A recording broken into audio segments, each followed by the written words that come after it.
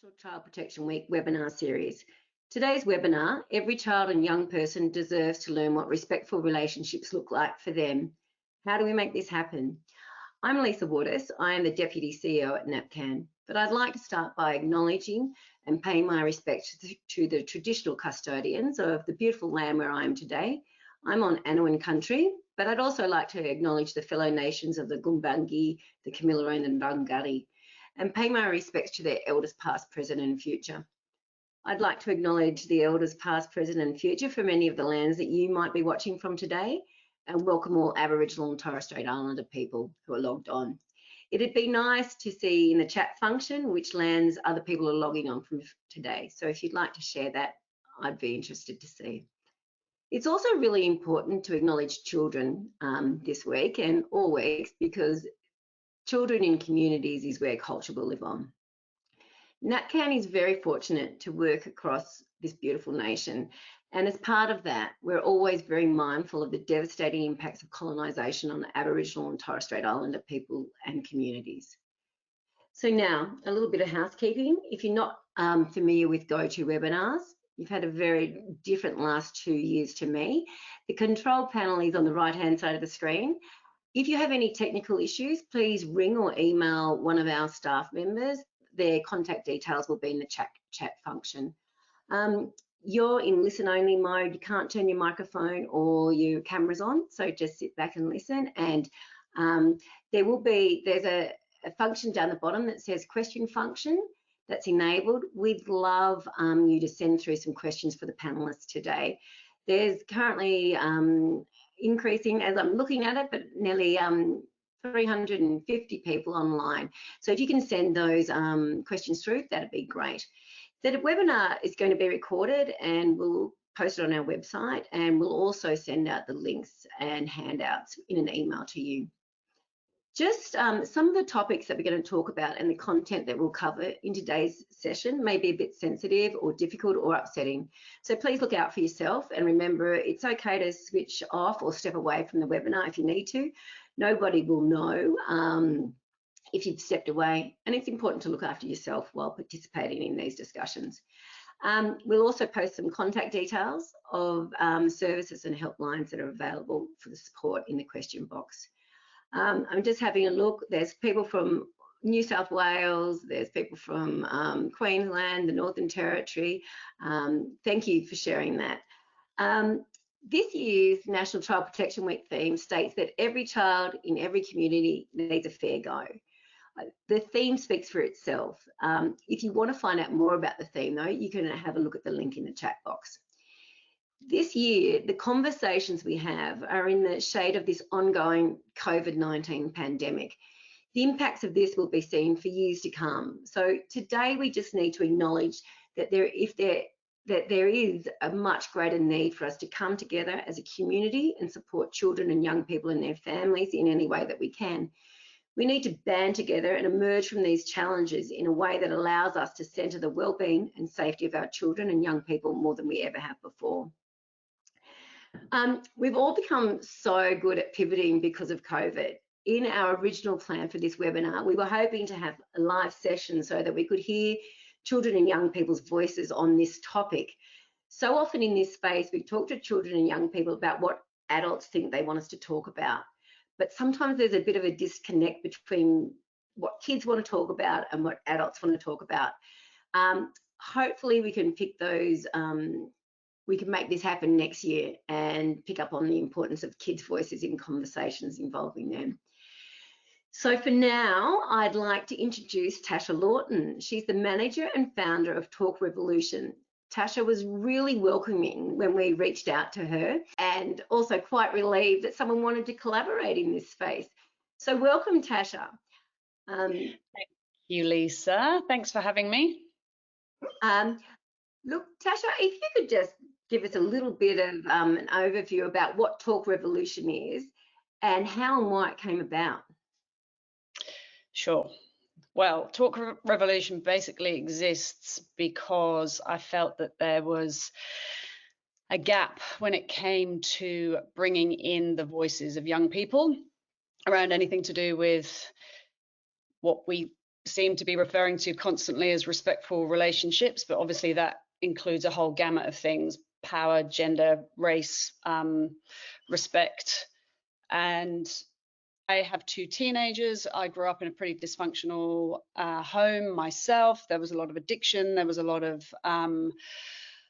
abuse, all sorts of wonderful things that have been, you know, the very things that have put me on the track of doing what I'm doing now. But it really dawned on me that I also didn't have anybody have any open and real conversations with me about what was going on. I don't think we have enough respect for young people to appreciate the fact that, you know, they're not stupid. Talk to them. They're using words and phrases and all sorts of wonderful things that we probably don't know about or wish to believe is going on. And the transparency and the normalization of conversations is something that I believe, and through my experience with working with kids, is what they're all craving. I think there's a massive misconception of youth culture and what we think they want to hear, which is what you already touched on, Lisa.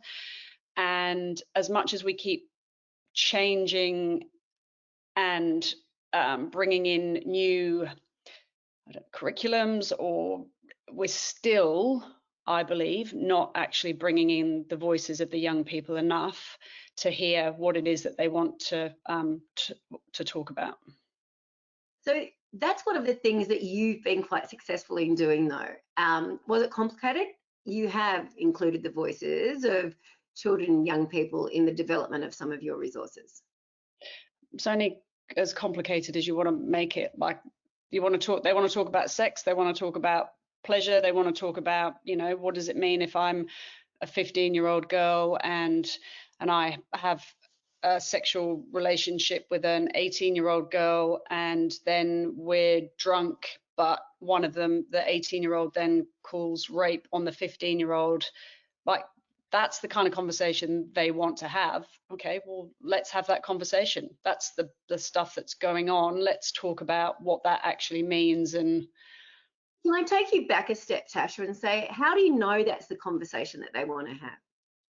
Because when I sit around with a group of kids, my teenagers and their friends, that's what they're talking about.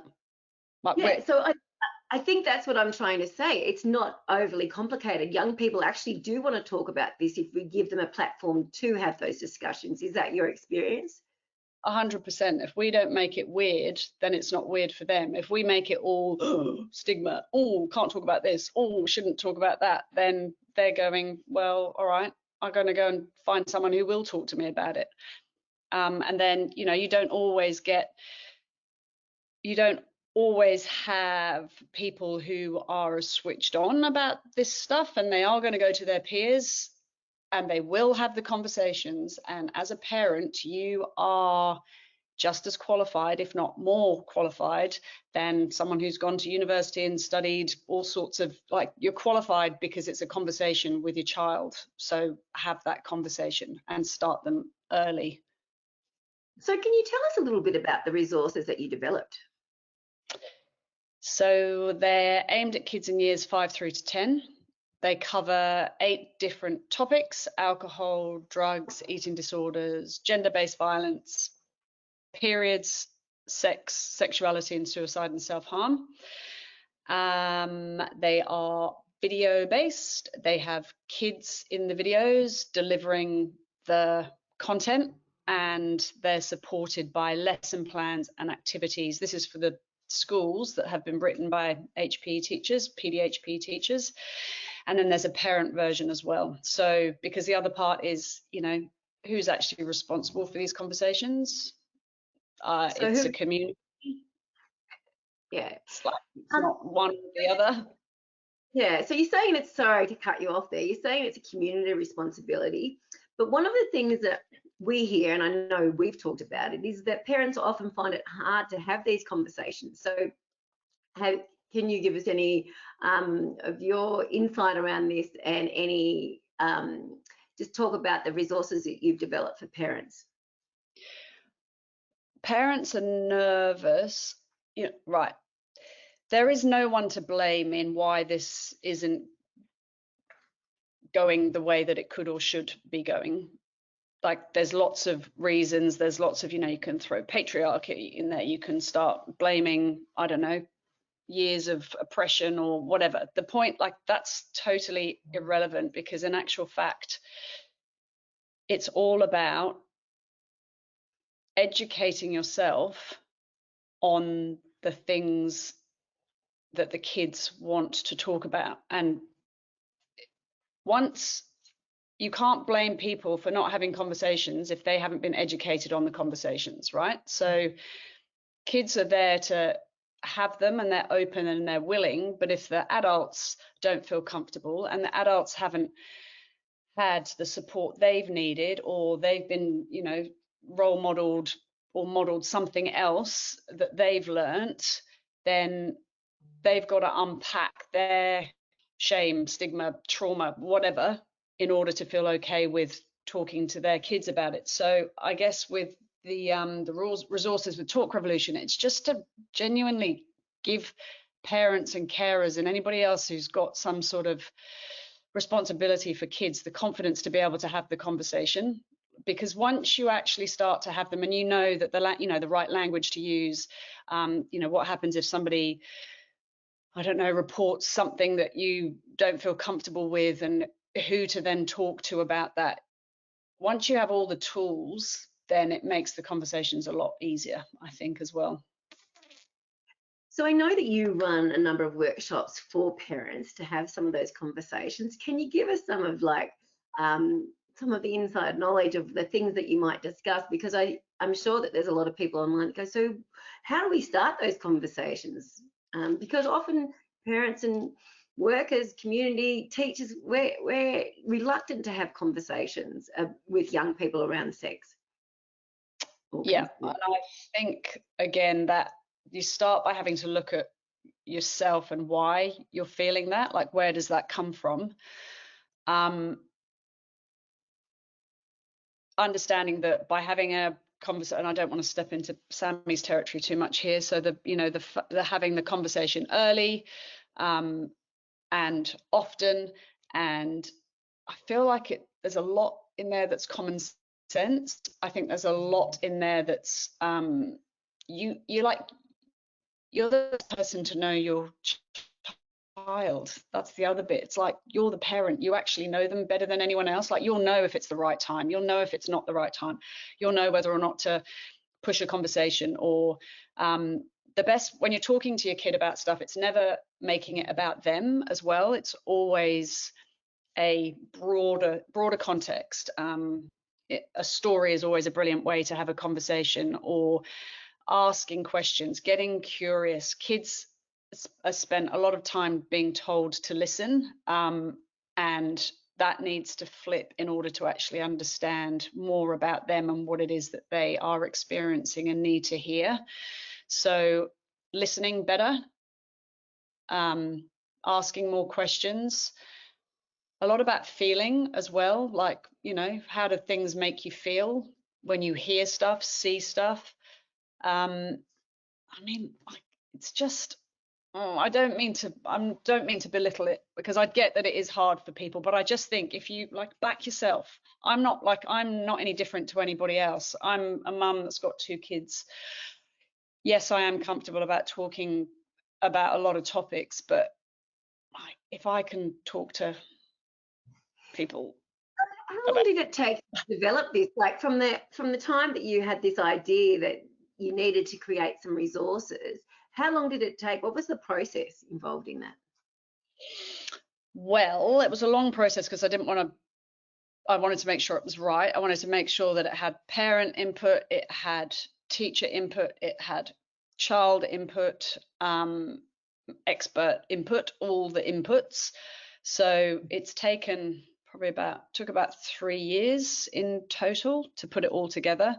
I obviously wanted to make sure it was relevant, and that's another thing. Things are changing so quickly too, so staying on top of the relevance of stuff is always pretty tricky. So yeah, it took a while. Was that the question? Sorry. Yeah. I just wanted to sort of know the So there's lots of people involved in it. You've got a lot of experts involved in it. You've had the voices of young people involved in it. And I know that you were doing a consultation with QUT. Was that last week? Yeah. Yeah, that was brilliant. Again, it's that, you know, and I've said this to you, Lisa, when I first met you too, like there's lots of people out there trying to do this work out there on their own. And by people coming together, what we're just trying to actually find the best way for kids to be supported, to be able to grow up as well-balanced humans that can make empowered and positive choices for themselves. So there's lots of people out there with great ideas, and collaborating in order to bring these great ideas together, to me, seems like a no-brainer. So when I had the opportunity to talk to the students at QUT, I was literally like, I mean, yeah, I've videos, that's part of it. And some of the ideas they came back with, because then they tap into themselves when they're at school, which obviously wasn't that far or that long ago, you know, and they're like, oh yeah, if we had, you know, like a separate area outside school where we could, you know, go and make stuff while we're talking about stuff, or like breakout rooms for peers to talk about stuff, but you know that when you go into that space that's what it's about. And there's and then like an actual, which is something that I have been thinking about doing, as a website or app that is specifically for kids, anonymously talking to kids, asking questions, whatever question you want to ask, and it's answered by another kid. And I mean, they just kept gamification, just all different ways that they believe that would work to engage the kids. Because yeah, you know, otherwise we're still at that thing where it's the crusty old person at the front of the classroom trying to do the best or at home. Do you know what I mean? Like it's just generationally. So there's a lot of discussion about respectful relationship education at the moment. It's very topical, but we also know, and you've just alluded to it, that peer-on-peer learning is one of the best platforms that we have for young people, and to be able to guide them in that way. Is that what you were alluding to? That's something that we should be looking at or facilitating? Yeah, 100%. I mean, all the research shows that that's where the best learning comes from. I know people will be like, yeah, but how do you know that they're saying the right thing? And I get that as well. So that, you know, there obviously needs to be some supervision around what conversations are being had. But ultimately, you know, you empower these kids and you fill them full of so much resilience and self-confidence and self-awareness, and being able to understand cues and see things that come up in their mates, and so much more focus on their emotional intelligence and emotional well-being. And then they'll start to trust each other, call each other out, you know, like it's building their resilience to be able to have these conversations.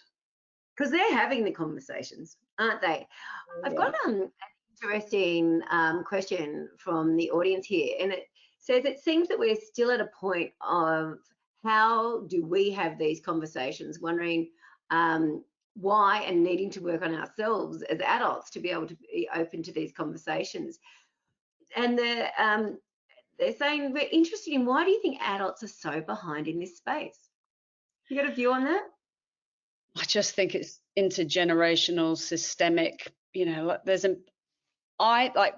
for me, the time that we're in right now, I don't know of any other time where you've got people with the mindset of the 1950s, 1960s, and then young people that are, you know, coming through with the cisgender and all the other intersexual stuff, right? That we are all alive right now at a time in history where every single person, almost all the different generations, have got all of their thoughts and biases, and like we're all kind of fighting for whose is right, which one's wrong. And, you know, like, well, I was watching a documentary the other day about transgender, and they're talking about, well, you know, I've been completely scarred by the fact that in the 1960s, transgenders were depicted like X, Y, and Z. It's like, well, do you think that back then they had the knowledge that they have now? No, they didn't. So everybody's doing the best they can at the time with what they've got. But we got to just keep moving with it because it's speeding up. And that's what's happening now. Like, it's changing so quickly and we haven't caught up yet. We haven't had the education. We've been, you know, modeled it incorrectly, or not even incorrectly, just whatever it was at that time. So I don't think anybody's wrong. I just think it's different and it's changing, and we need to just know that and catch up and wake up and start to, you know, listen to the kids and understand what it is that they want, so we can give them what they need. So if you were talking to your contemporaries, your friends, like, how would you start? Do you promote having these conversations with other parents? Like, what can we do to start shifting our knowledge base? Do I? Yeah, they know that I do. They send their kids, you know, if they feel like they can't have the conversations, and they'll be like, go and talk to Tash, go and hang out with her. And I think that's another part, actually. Building, again, it's that community thing, knowing that there are people that, if you're not comfortable, who do you trust? Who else can pick up the conversation? And I do understand, like, for some people, the parents aren't necessarily the ones that the kids want to talk to either. But is there a aunt, an uncle, I don't know, somebody else? There's got to be role models, and they need to be connected to people that they can feel safe to talk to, because that's where the problems arise. Okay. Look, there's a lot of questions coming through, but maybe we didn't make it clear. One of the questions is, how did Tasha ensure the program was supported by young people? Did you do focus groups, or how young people, were they involved in the development? Maybe you could just explain that in more detail. Yes, so I put a call out to young people and said that this is what I was doing, and they were involved with the writing of the scripts, if you like, so the language that we use to actually deliver the content, and and how it was put together, and the topics within, see, because it's been written in line with the curriculum, there's the topics that are covered in the curriculum are within it. Like, there's a zillion other topics that you could be, and conversations you could be having, and Talk Revolution will continue to evolve. But as a starting point, it was like, yeah, okay, so, you know, periods, for example, I used this example earlier, you know, each teacher within a school will decide, first of all, whoever's responsible for delivering that, and then how they choose to deliver that. So one teacher might go, okay, I'm going to talk about the menstrual cycle. I'm going to show one video off YouTube, and it talks about the actual cycle, tick. Another teacher might go, okay, I believe that boys need to understand about this. There's a cultural issue around this. There's an emotional intelligence that can be tapped into around this. And then there's traditions and cultures. So, you know, like, it's so dependent on the individual as well, and what they're comfortable with and where they're willing to go with it. You're right. Well, there's still lots of questions coming in, but I am going to try to keep to time on this, and I'm going to introduce, and we're going to come back to Tasha, so keep those questions coming. And some of the questions that I see coming in are going to be relevant to the next speakers. So thank you so much, Tasha. And I'd now like to introduce Holly O'Sullivan Williams, the Deputy Principal at St Aidan's Anglican School for Girls in Brisbane. And Holly was inspired to change school culture and talk to young people about respectful relationships, including consent. So hi, Holly, welcome. Hi, Lisa. Now, look, Holly, you've worked at a number of schools and in different roles in education. What are you hearing from young people about what they want in terms of RRE? Yeah, it's an interesting space when we're talking about respectful relationships. I think that students are now, they've been really buoyant by having people like Grace Tame and Chanel Conto who've brought forward the conversation, and they're saying, okay, I'm going to speak up now.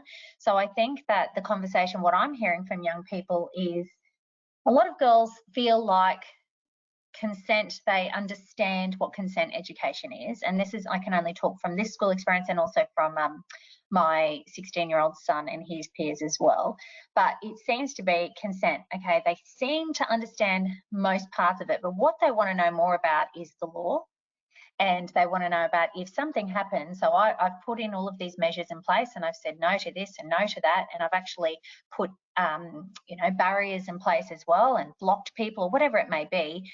I've done all these things, but I've still been on the receiving end of something that has been, whether it's assault or whether it is behaviour online, whichever it may be. What do I do now? Because they believe, they're listening to these stories about, if I take it to the law, nothing's going to happen.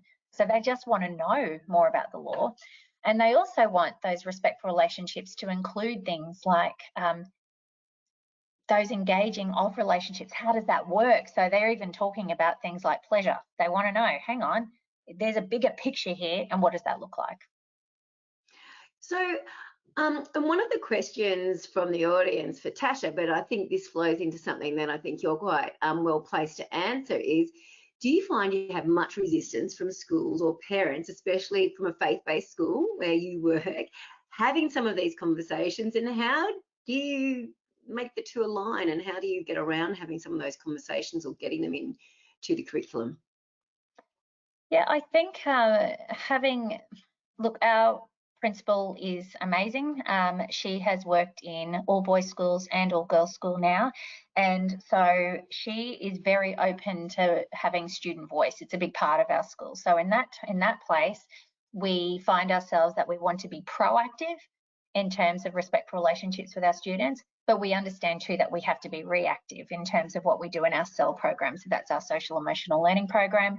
And so we have had, I would say there's a handful of parents that are not always receptive to the things that we want to do. So for example, in consent education, I'm all about communication. We have a saying here that comes also from my principal is tell them before you tell them. And so we make sure that we're very open about what our programs are, whether we communicate that through, parent information nights at the beginning of the year level pages, emails out from year level coordinators. So that way we're saying these are the things that we're going to look at. There are a handful though every time that may say, no, I don't want my child to be a participant in that. And there are several reasons. One, it could be maybe the child has actually suffered something traumatic and it's going to be too much for them. Or it could be that they believe it needs to be at home, or they believe at school is not the place, and as a religious school, we should be avoiding a topic such as, sex. So do you find that there's a benefit though in educating the young people, because they will inadvertently speak to each other? Are you see that, or can you comment on that? Yeah, so look, it's a tricky space, I should say. As a student protection officer at the school as well, I am aware too of things like mandatory reporting and the information that comes through. And at the moment, we've recently had a group of students who put out a survey to students, and it was about consent education. And what came from that was some stories that students shared. And these students who did the survey were like, oh, what do we do with this information? So I think there is a place for peers. We have a buddy program where year 12s and year 8s and year 11s and year 7s, and there's lots of different things that they talk about as part of the buddy program. It's not just a how are you doing? It's also, can I show you how to use the privacy settings on your phone when we're doing sexting, etc. So there is this beautiful relationship between students, and I can see the notion of peer-to-peer is great because they're sharing stories. And what we need to then do on the back of that is say to those students who may hear something from someone else, which is really, it could be about a situation that is dangerous, or someone has been in a situation where they feel like they have been threatened or they've been assaulted. What do they do there? And that's probably the conversation that we're having with students now, because students would prefer to speak to students, absolutely. But when they get something that they don't know what to do with, what do they do then? And that's where that's a lot of our time is on that at the moment. It's okay, who are people you can talk to? You may not want to talk to someone at school. Who else you can? So we want to give them a handful, like so many resources, because that's the conversations they're having. We don't want to stop the conversations. I think it's wonderful that this group of students at our school started that conversation, because it's been great. It's created lots of change, lots of conversations with staff as well, who may go, I can't talk about this. Can I have some help? Or, hey, I've actually really want to talk about this with students. How can I be a part of this? So what I'm hearing is that it's not just conversations that need to happen in the school context. So the school can't necessarily be solely responsible for having these. So how do you broaden that out? Like, how do you take that out to your broader school community to support having those ongoing conversations? Any ideas? Yeah, so I would say that is a work in progress for us, in terms of getting our whole community on board with the changes that we're making to the CEL program. We make changes all the time to it to make sure that we are catering for our student needs. And I know that that can be, and before, when I was talking previously with Tasha and yourself, that we were saying that every school is doing some different things, and whether that's a good thing or not, or whether we need to have some more stringent curriculum guidelines to assist us in that space. But it's about, as I said, communication. And the other thing we did is we just had in Zoe Rathis, who just came in. She's a senior lecturer at Griffith, and her she has done so much in family law and violence against women and children. And so having her in as part of the conversation, so we're getting her to come in and speak to students and say, okay, this is what you need to know about the law. This is what you need to know about who you can talk to. Yes, she did say, and the students asked this too, but what's the point if nothing's going to happen? And so they talk about other situations that they've heard about. And she said, well, the point is, if we don't keep pushing and saying and letting our voice be heard, then we're not going to be able to make enough institutional and legislation change. And I mean, yeah, you've got a lawyer in to speak to the young people, which is really necessary, because the law is really complicated around these. There's lots of different laws in states and territories, federal laws. It is really tricky, which is one of the positions that we say, well, surely prevention and having these early intervention prevention initiatives has to be the way to move forward. I've just got a question here for you. I'm not sure how diverse your cohort of young people is at St Aidan's, but they'd like to ask you if you work with many multicultural young people, and if there's different barriers that you see, and if your approaches are different. Yes, it's so we're a K-12 school, and we have many different cultures at the school. And yeah, there has been, look, not as much as I would actually have thought when I first started at St Aidan's. I think more the kickback we have is from families who perhaps don't understand what we mean by respectful relationships and consent education. And I think that's probably more. So when we've had people in and they've been talking about what consent looks like, and maybe looking at words like rape culture, of they're confusing consent and rape culture, and with maybe that we're going to be man haters at St Aidan's because we're all women, which we're not. We've got lots of men who work at the school too. But so it hasn't been so much a cultural issue at all. And we haven't had students in my time at there, so 4 years, I haven't had students being removed because of that. Okay, thank you for sharing that, Holly. I've also people going, can I have Holly's contact details? So we'll happy to help. I get it. It's such a I mean, I'm really excited by the fact that we have students who want to talk more and more and ask questions. And when there are students asking questions, they're not only looking for answers, but they're looking for support. And that's a beautiful thing, that they are then trusting adults to say, hang on, we've learnt all this, or I've seen all this. Hey, what do we do now? And I'm excited by that, because I think there comes a time, and I think last year I know that Queensland, Brisbane, we're very lucky. We haven't had many lockdowns. And so online learning, though, last year it was that little bit hard of connecting with students in that space and making sure that we were still covering this content, because sometimes the screen can really put that barrier in. But yeah, I'm grateful for all of our beautiful young leaders like Brittany Higgins, and I mean, there's so many who have spoken up, that are now our students looking at it and going, actually, there's something I want to say. Yeah, they've really created a platform in Australia at the moment where this conversation is ripe to be had, hasn't it? And so I think that we need to embrace the young people when they're saying, hey, we want to talk about this. But one of the reasons you're invited to the webinar is because you're obviously one of those teachers and those leaders who are having those conversations. But it's my experience that the level of conversations, and Tasha alluded to it before, is sort of, it's a bit subjective. It's up to the luck of the school or the passionate teacher or the individual who leads this in the school system. Have you got any ideas about how we could be more uniform across schools, like public, private, and how we could, you know, all come into line so that it's not just about the passion of an individual teacher? Let me think on that. You run for minister, you can run for a policy change position.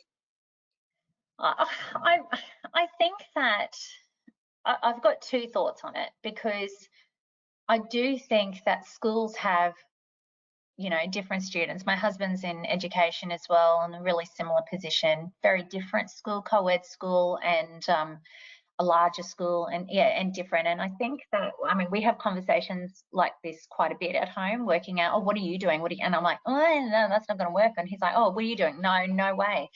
And I think that there are some times when you have to choose things that cater for your students and those needs. However, what we need to have is a willingness for schools to want to talk about the topics that we don't want to talk about, maybe, but the students do want to talk about. So whether it is things like, I mean, at the moment, I think students are pretty clued in on the reproductive system and how it all works. They get that. They do it in science, they do it in biology. Okay, that's covered. But what some schools, and I understand why, are shying away from those conversations. And to be honest, should they all be having those conversations? That's where we need to bring the parents in. So I think if there's going to be a curriculum change in regards to having some consistency, it needs to be that there are some set topics that we do need to cover at school, and there are some set topics that we need to invite parents into that conversation and say, guess what, this is what your child wants to know about. They want to hear about it from you, and they want to hear about it from us. Let's open it up. And do you think it should be the responsibility of teachers to have all of those conversations, or do you think it should be outside experts who might work in mental health or sexual health? Like, what's your thoughts? I think a combination of, I mean, I've been reading some research on it, and it can kind of go either way. It's like, I feel like there's a split with what people are deciding in there. So it's on one token, it's like, bring in an outside provider because that's their specialty. That's what they're working on all the time.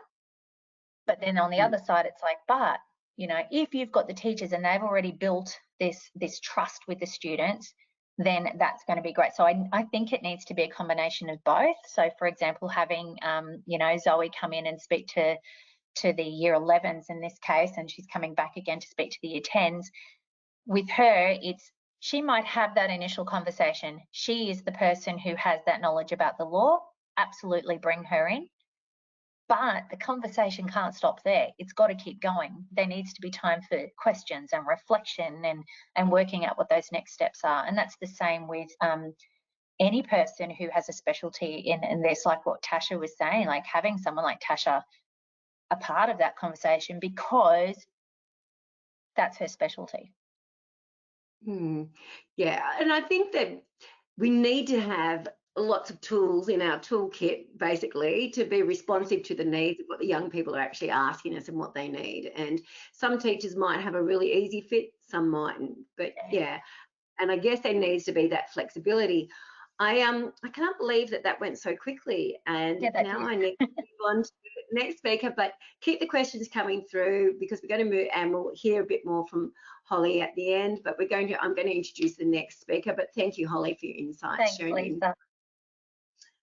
So I'd now like to introduce Sammy Bruderer. She's our Queensland Manager and National Manager of Child Safe Organisations at NAPCAN. Sammy's a passionate advocate for prevention and an incredibly flexible practitioner that explores and implements strategies and programs to ensure that the voices of children are heard in this space. Welcome, Sammy.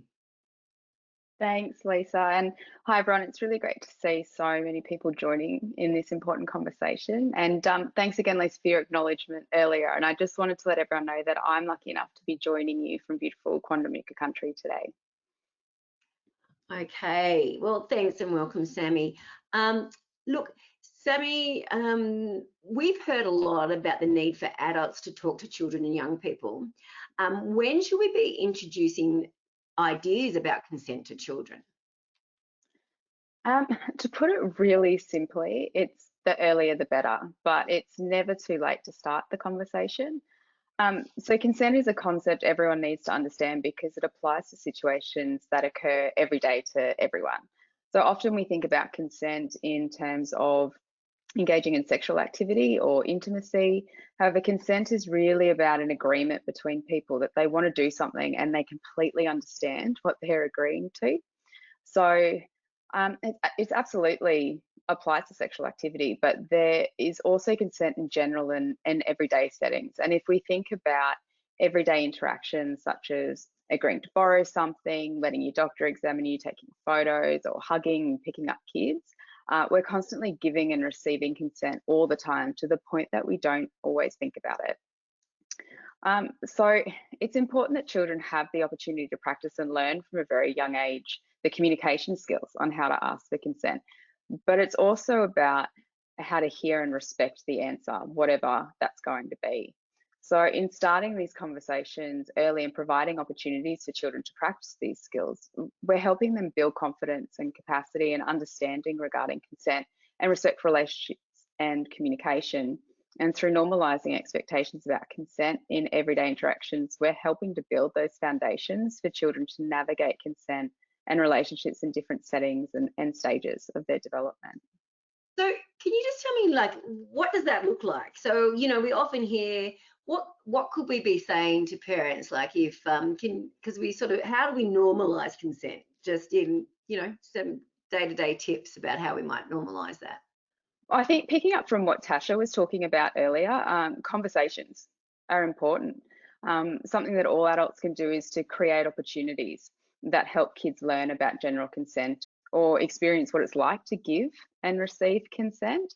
There are different tools to help create opportunities, such as there's reading books together that have consent messaging, or if you work or volunteer with kids, you could run programs or do activities that help kids learn about and express what helps them feel and be safe. But I think one of the most effective things that all adults can do, no matter what their relationship or engagement with children, is to role model what giving and receiving general consent looks like and what respectful communication and relationships look like. And this could be in interactions with children or interactions with other adults, especially whilst kids are present.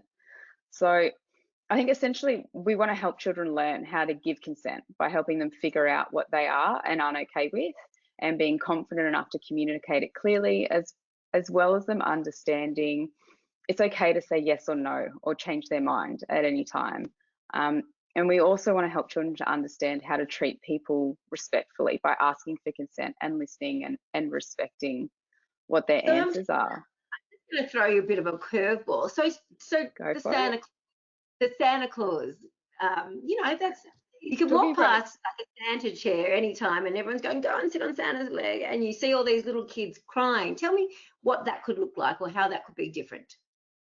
Yeah, and I think you're getting a really clear message from kids at that point going, I don't want to do this. I don't feel comfortable. I'm worried. I'm scared, or I feel unsafe. And then what adults tend to do is we sometimes prioritize our own needs. We want that photo. We want that family photo to share with people.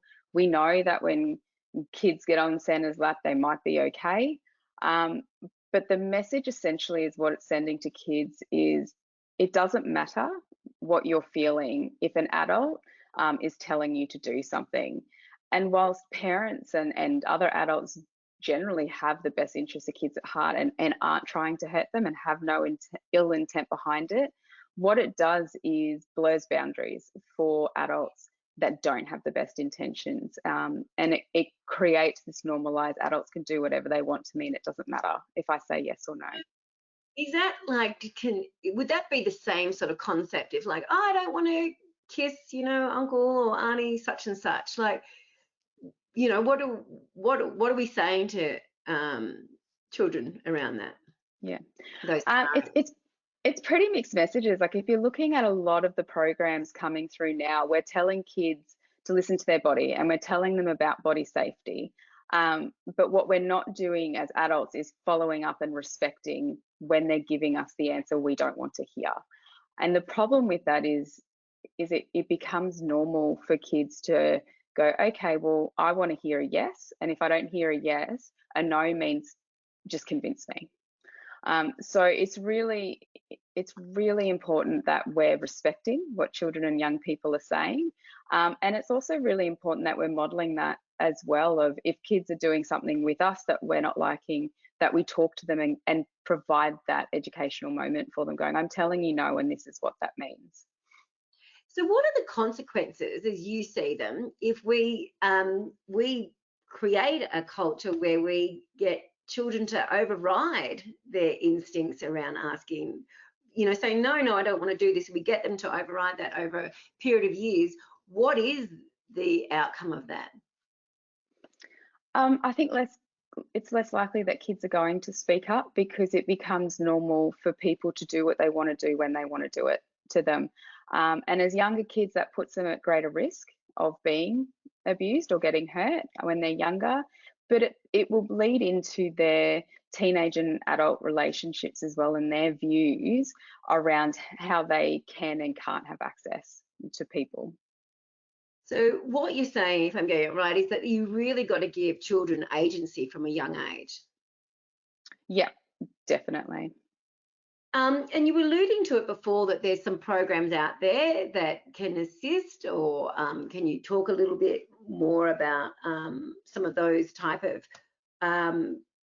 programs that might help people have some of those conversations? Yeah, absolutely. I think what we do know is that kids do well when they have access to the right information, and the adults in their lives have the tools they need to support kids. So there are some really fantastic tools that adults and kids can use. I know people are probably aware the Raising Children's Network is a wealth of information, and it's a great website.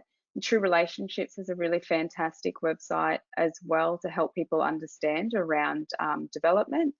But there's also some newer books coming out specifically on consent. So people may have seen Welcome to Consent, which is a book by Yumi Steins and Dr. Melissa Kang that's directed at 10 to 14-year-old young people. But we're also now seeing some books and resources coming through for the younger years, so for that 4 to 10 years age bracket. So there's things like ABC of Safety and Consent by Janine Sanders. The other thing that Australia has done is set up the eSafety Commissioner, and there's some fantastic websites and resources on their website. That's really topical at the moment, isn't it? Especially with so much of the country being in lockdown and so many young people spending so much time online. So I just also want to point out that those links to a lot of those resources are getting put in their chat box so that you can have a look at them. And one of the things that we did put in that chat box was some research from Act for Kids that actually says, you know, I think was it a third of parents don't actually think that their children know anything about consent. Is that right? Yeah. Yeah. So, yeah, and I think the younger years as well has been a really big gap, which is quite interesting because when we look at the research and the statistics around vulnerability of younger children, it is higher for younger kids. So we should be having these conversations younger. Yeah. Okay. Now, Sammy, I also know that we've often had conversations about when are things an adult's responsibility versus a child's responsibility in protective behaviours. And this is a passion of yours, and you were part of a program recently that you and some other colleagues developed, Safer Communities for Children. Can you tell us a little bit about that adult responsibility versus child responsibility in the protective behaviours space? Yeah, I think there has been a lot of movement and a lot of programs that have messaging around kids protecting themselves, especially recently, and especially in younger years programming as well. And part of that is that body awareness and understanding their emotions and instilling in kids that help-seeking behaviour, which is absolutely necessary and absolutely part of the puzzle that we need and to educate kids on. But what's been lacking is what goes hand in hand with that child's responsibility. And that's really where adults come in, because it's an adult's role and responsibility to protect kids and to help them thrive. And why that's so important is, whilst adults need to believe children and young people if they disclose that something's happened to them or if they're worried about something, and we need to listen to what they're saying and act on that, it's actually an adult's responsibility to provide an environment that is safe and inclusive for children and young people so they don't get harmed in the first place. Because I think, and I don't think I'm going out on a limb here, but I think what we want to do is actually stop abuse and neglect from occurring in the first place and not give a reason for a child to disclose harm in the first place as well. Yeah, okay, and so we will also put a link to the Safer Communities for Children program in the link. Just seeing some of the questions, and I'll also ask the other panels when we come back, but there is sometimes a reluctance to have conversations with children of varying ages around these type of issues because you know, how does mandatory reporting sit with also providing a safety zone to have these conversations? What are your views on that? Yeah, and I think mandatory reporting's always been a really tricky topic. But it comes down to, we need to prioritise the safety and well-being of children and young people above everything else. And we need to strike that balance for children and young people to know that sometimes we do have obligations as an adult, and we have to report to authorities if we believe that they've been hurt or at risk of being hurt. But one of the things that we need to do is to communicate from the get-go to children and young people that their well-being is our priority. And if something happens, we will step in and protect them and report where we need to. But we're going to do absolutely everything in our power to prevent that from occurring in the first place. But we need to have these conversations openly and honestly and frequently with children and young people, so it's not a surprise, so they know that there are people there looking out for them at all times. Okay, I'm going to bring everyone back online if I can. And one of the questions that we talked about are external providers coming into school and delivering consent education or parts of respectful relationship education, particularly lawyers or services, the right people by doing this. But are we missing the fundamentals by taking it from a solely legal perspective? I don't know that it is. I think it's, how do we know which practitioners to get at what stage? Does anyone, I might start with you, Sammy, and then see what others' thoughts are around that. Yeah, it is tricky. I think the best thing that we can do is build networks and instill that community responsibility so that we know who's out there in the community that we can resource and lean on in different times, and that people are familiar with and feel safe and have trusting relationships as well. Would anyone else like to add anything about external providers coming into schools or having conversations with young people? Holly, do you want to add anything? I think it's really important that when you have external providers that you meet with them first so you know what's coming into. I've heard of a few schools who they've got someone in and they've gone, oh my gosh, like, and they can't stop it. It's like it's train wreck happening in front of them, where they may not have read the memo, and or maybe haven't given a trigger warning to, started talking about things that students weren't prepared for.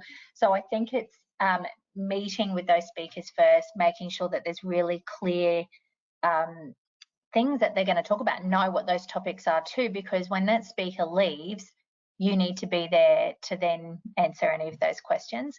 And I mean, look, that's rare that happens because most people do that, but sometimes we're humans, and so anyone could get up and and likewise too, students could ask a guest speaker a question that no one in the room is expecting as well. Yeah, as someone who's been a guest speaker, they do ask tricky questions. It's not for the faint-hearted. But I think one of the things I'm hearing is you need to be prepared, and it takes time. Like, it's not something that you can rush. Yeah, Tasha, sorry. Yeah. No, that's fine. I was just thinking, I feel like it's a lot to do with what's the motivation behind getting someone in, who's the audience, what's the topic, which part of the community is required for this actual thing that we want to talk about, and then how do we support that after as well. And I think it's the most important thing for me anyway with all of this. It's like, this isn't just someone comes in, drops the mic, then buggers off and goes on with their, like, it's conversations all the time throughout the lifespan of a child that you might not even think it's relating to consent, and it's just having open conversations around lots of things all the time. I think we kind of get really caught up on this, right? We're going to bring someone in and we're going to have a set aside an hour and a half, and we're going to talk about, this is how you put a condom on a banana, and this is how this is a tampon, and it's like, it's so clinically, we approach it so clinically, as opposed to, it's an emotional, all of this stuff is underlyingly emotionally, I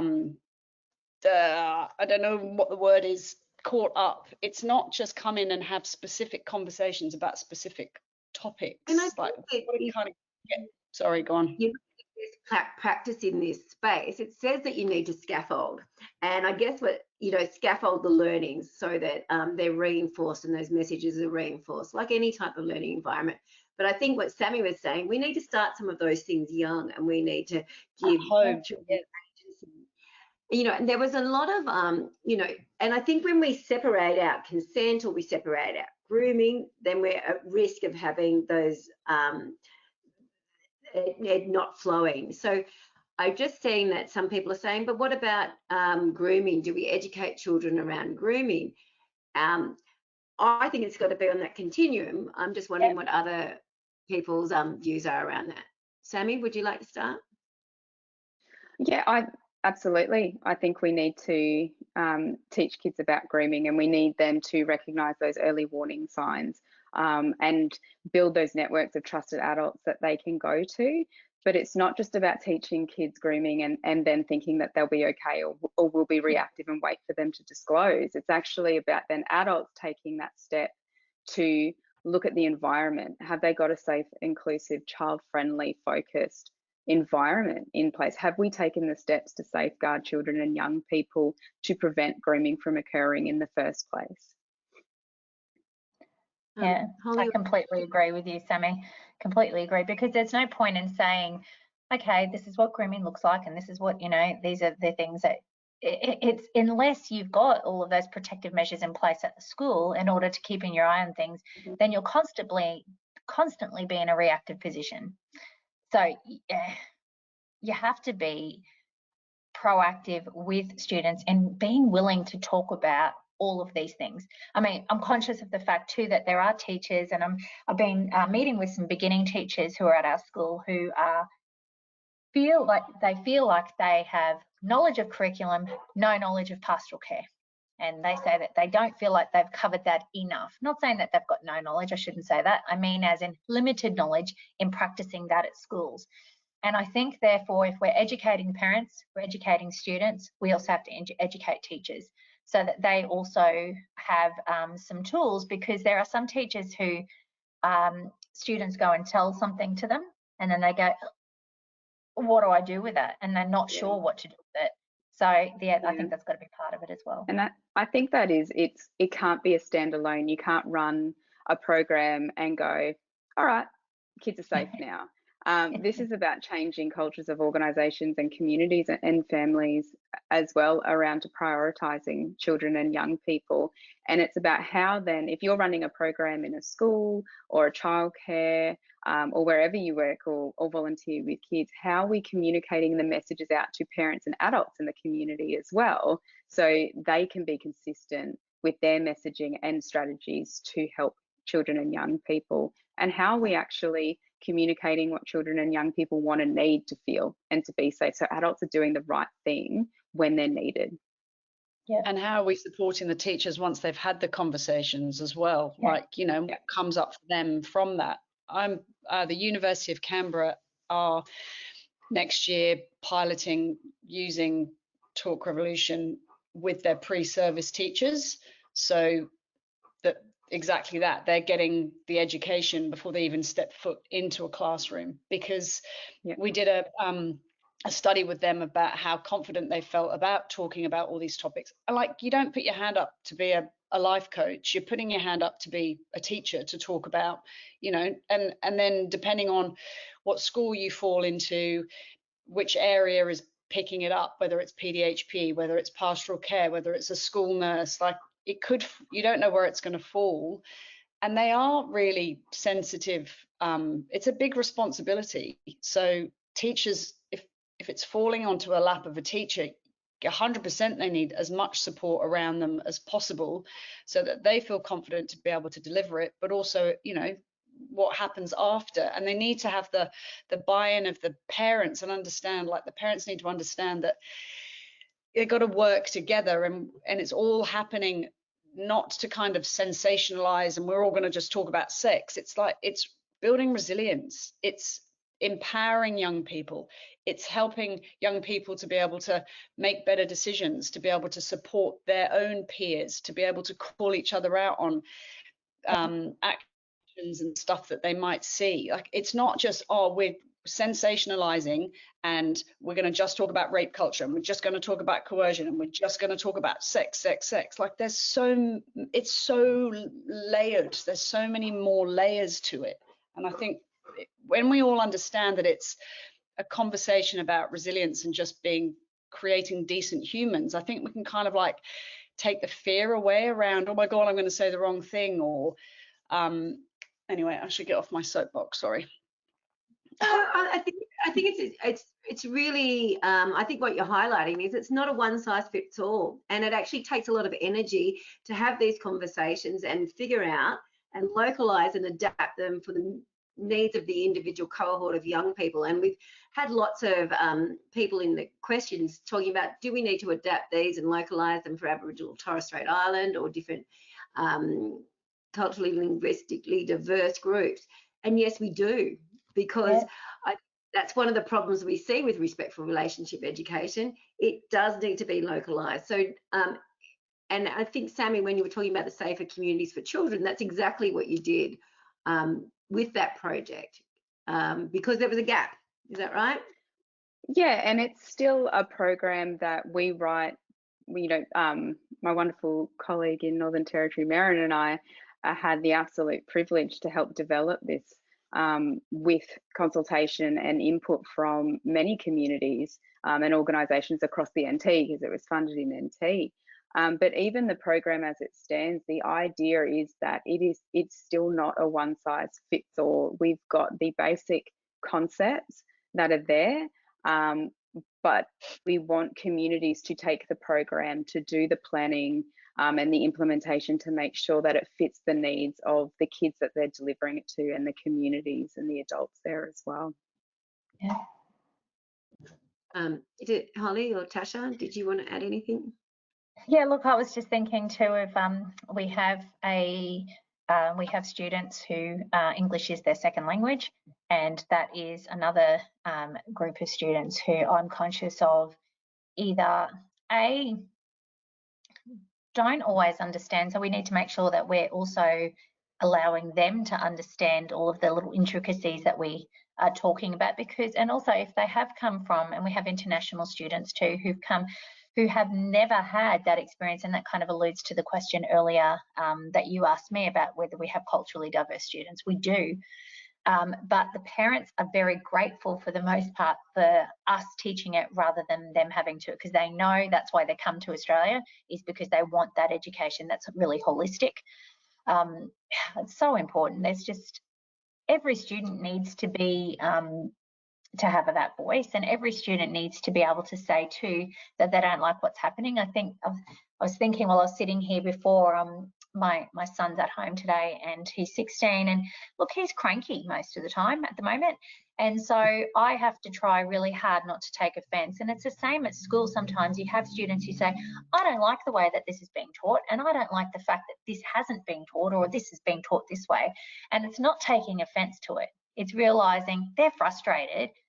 They're also, you know, Freud would say that it is taking control over their minds and everything at the moment, and going, okay, I'm just going to separate that emotion for a moment, the anger that you feel like this is, and I'm going to separate this, and I'm going to go, okay, let's look at the core. You feel like you've been dismissed, or you feel like we've missed that, and that's the bit that we've got to take note of and go, oh, okay, yep, the lesson learned, let's work on it together. I think as well, sorry to put in that, but just disability as well, kids with disabilities too, you know, like all, especially in the area of, you know, periods, or it's so multi-layered, and we absolutely do need to take into consideration all of the things and not make an assumption that there's a blanket approach on one size fits all, because it doesn't. Yeah, absolutely. I don't know if you can see the questions, Tasha, but someone just said something about, like, how do we do that and how do we approach that when we've got high levels of young people with disabilities as well, because that's a really vulnerable, that's a vulnerable cohort of young people as well. Look, I'm just aware of the time, but I just maybe I'll go around each of our panelists and just, can you give us some of your take homes about how we, what we can do, what you'd like to see happen in this space, and how we can really give young people and children agency in this space so that everyone can have access to respectful relationship education. Sammy, I'll start with you just because you're on the top of my screen. I'm just going around in a circle. Throw me under the bus. There's so much. I think the biggest thing is that we need to prioritise the well-being of children and young people. We need to put their well-being and their needs ahead of anything else, if it's brand, reputation, profits. And if we're truly prioritising their well-being, this is how we're going to continue having these conversations and making sure that their needs are met, and that they're provided with the opportunities to work out what is a respectful relationship for them and what isn't, and where can they get help if they need it. See, that was a good summary. Thank you. Tasha, you're next on my little clock there. What was the question? Well, I just know, like, what are some take homes for the audience about how we give young people real agency, what you would like to see happen in this space? And I know that you also wanted to talk about Talk Revolution and how we can get in contact with you or utilize your program. I think by looking, you know, seconding what Sammy says, but by taking the human, like, regardless of gender, regardless of, like, let's take the human. When the baby comes out, it's not like full of racial, cultural bias and all the rest of it. So by looking at individual. Oh, I think Tasha's freezing. You're just agreeing with me? You were freezing on my screen. I wasn't sure if you Where were did you freezing. get to? I don't. What did you hear me say? I was going about babies coming out perfectly and not being. The baby's been born. I heard that. The babies. We're going to start right back there. I'm going to take you right back. I'll give you a lesson on how babies are born. I'm not going to do that. I just think we need to look at the human as a whole, forget about gender, look at resilience, have conversations from an early age. There are lots of them.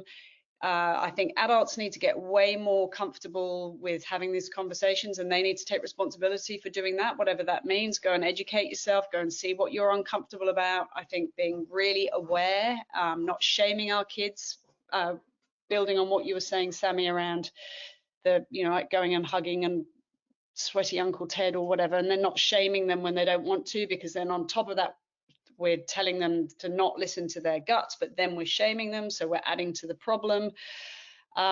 Listening to kids, getting the whole community involved, like getting over ourselves, getting out of our own way of what we think is right and wrong, and then world peace and happiness will be for all. There you go, easy, simple. We achieved so much in this webinar. That's great. So Tasha, I think you also wanted to give Talk Revolution a plug. So did you want to do that? More just wanting to say that I'm happy to give anybody who is listening, who has, happened to have their ears bled for the last hour listening to all of us, that they can have 20% off a program if they email me and just say that they've listened, watched, whatever, the webinar. That was all my little, as a thank you. I'd love to give it away for free, obviously, because ultimately that's what we want to be able to be doing, is not having to pay for this stuff, and we should all have free access to all of this everywhere. But one day that will be a thing as well. And that'll teach anyone who didn't stay to the end of the webinar. Oh, yes, it will. There you go. That'll learn you. Holly, some takeaways from you to sum up? Look, so much. I think that the mixed messages part is something that I'm really conscious of, and when Sammy mentioned that is, well, I think we're always giving mixed messages to young people. So that's one thing, is making sure that we are being clear, consistent, and have an open ear. And I think that's probably my main thing, is communication. It's communication. It's all the time. That's how we build respectful relationships with anyone, is by having communication and saying, what are your thoughts? What do you think? And that's for everybody. That's parents, that's students, that's staff, that's, your neighbour, that's anyone. Communication. So yeah, thank you to the fabulous speakers for sharing your wisdoms and insights today. I'm going to have to wrap it up now, but I'd also like to acknowledge and thank victim survivors such as Chanel Contos, Brittany Higgins and Grace Tame, who have been advocating so strongly for conversations about RRE, because I think they have provided a platform for these type of conversations to be heard in Australia, unlike we've seen before. So I want to close with a call to action, so to speak. Have these conversations, exactly what Holly was just saying. Communication matters, conversation matters. Make sure you support families, communities and schools to have these really important conversations. And I also want to shout out to the largest prevention workforce in Australia, the Love Bites community. Thank you for your tireless work in this really, really important space. So that's all we have time for today, but it's not the end of the conversation. So please keep it alive, and hopefully you'll be able to take some of what we've spoken about today back to using your work or home life. And thank you again to our wonderful panelists. Thanks for your time.